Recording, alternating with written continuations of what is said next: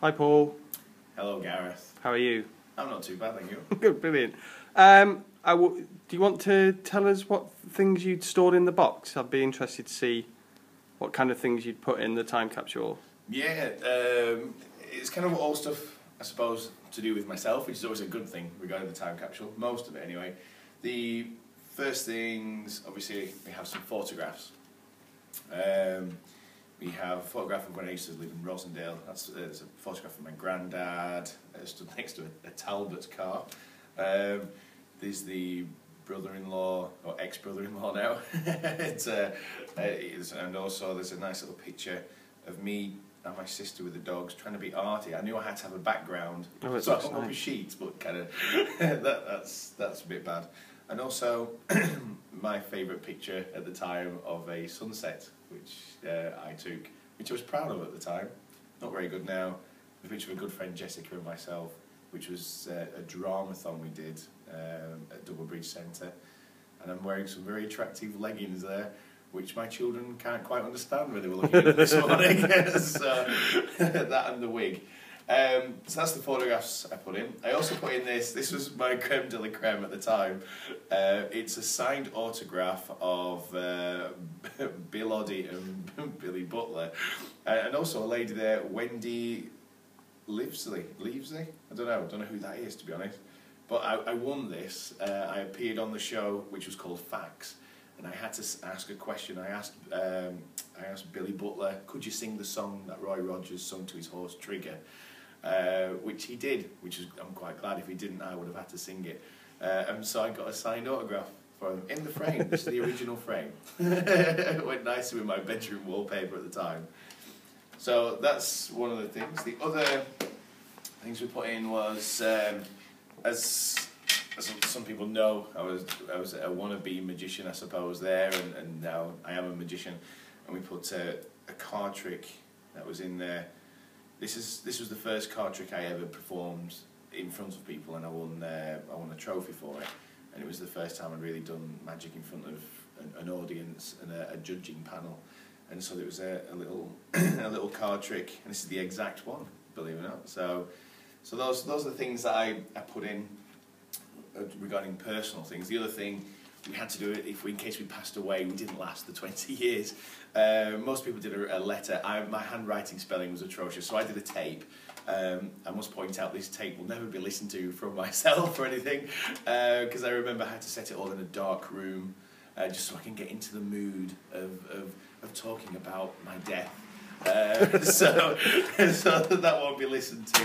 So those are the actual things I personally put in, as well as we had an interview, which is really weird, because this interview must have been taped and must have been typed out the exact same way as I spoke. It was all transcribed, yeah. It is, and it's awful. I thought my writing skills was bad, but the way I talk must have been terrible. There's questions in there like what do you see as your ideal future, and sort of like, and what's important to me now. So those are the kind of the list we have. And also has a little thing here which was a kind of prediction for my future. We had to have a wife, a child, and for us all to be happy, to be famous, or to be on TV. And I also put, I apologise for this, but I also thought I'd like to try the Femidon, which was a big craze at the time. And then I put the bit about the Femidon is just a joke. Love from Paul Marlowe. So I never got to try that out. Regarding the wife, I've got the wife. I have 2 children, 5 and 6, which is strange names for children, but hey, there you go.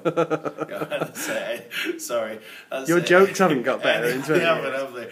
That's Eddie and Jasmine. So I'm happy, so that bit's good. Regarding the fame, being on TV, I've been on TV a few times. One as a bouncer for Hollyoaks. The other has been the entertaining part. The famous bit, it's a weird one. I have a sort of fame doing the job that I do throughout the northwest, being an entertainer. I walk down and people recognise me, and which is a bit annoying on a night out, because all of a sudden I have to change my persona for some reason. When I'm out and they recognise me, I can't be me. It's more my alter ego, Taz. So everything I kind of predicted there was really nicely has kind of happened in a way. I didn't put I want to be a millionaire because everything was kind of obvious, but that definitely hasn't happened. But everything else seems to have been quite nice. How did you feel when you looked back through all that kind of stuff and reflected on 20 years passing? It was a bit freaky. It was nice because it brings back a lot of memories. Some really good memories. But unless people was kind of there, it's hard to explain to them. When we're all in a group, we can all chat because we know, like with Craig, with Michelle, like with Joe, when we've had a chat online and stuff. The stuff we all know what we're talking about. But you go out of this situation and talk to a family or somebody who's nothing to do with what the Double Bridges or the arts was about then.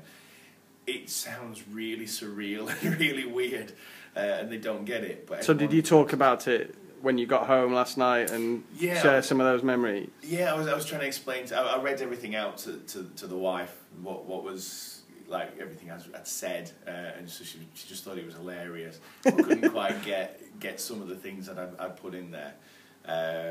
So it has been a bit weird. There was one thing in the card which freaked me out more than anything else. And this is thanks to you. I got a birthday card because we put the actual thing away a few days before my 18th birthday at the time. So it's my birthday on Tuesday. And so to have a card signed by everybody and little comments for some reason really freaked me out for a little bit. But it was dead nice, and it's also my first card of my birthday. And again, Mr. Wobbly Hand kind of pops up because I always talk with my hands, still do. And Femidon's again mentioned in here, so it must have been a big thing. So 20 years ago, following you throughout your life. Oh yes. So have you enjoyed the process of kind of looking back and opening the box? I have, and do you know what? I've been looking forward to it for a long time now because it's just I knew. All I could remember was my Bill Oddie autograph. That's all I could remember putting in. So to have everything else in there was, and to open it up and to have a few people. It's a shame everybody couldn't be here at the same time. But it's something I look forward to, and it's been really good looking back on everything. Brilliant. Is there anything else you want to add at this point? I'd just like to thank you for the opportunity of doing this. See, this is what I was fishing for. Come on, more confidence. You worked really hard on it, Gareth. But it's not because I've seen everybody. I mean, like Joe, I tend to see online. I don't see Adele. Don't see. Oh, hello, Peter. But it's nice to see because I've just seen you now. You haven't really changed that much. You've beaten me. You've got hair. I haven't, so I should have predicted that in 20 years' time. I was going bald. I'm just thanks very much. It's all been a very good experience, and I looked forward to doing it, and now it's done. Brilliant. Do you feel like now you can move on with your life? I can't. I'm now all my emotional disturbance might have just kind of passed on now. So, but it's nice to look back, and I'll be having another read of everything. And one day I might listen to that tape. Well, when you do, let us know. Yeah, we'll do.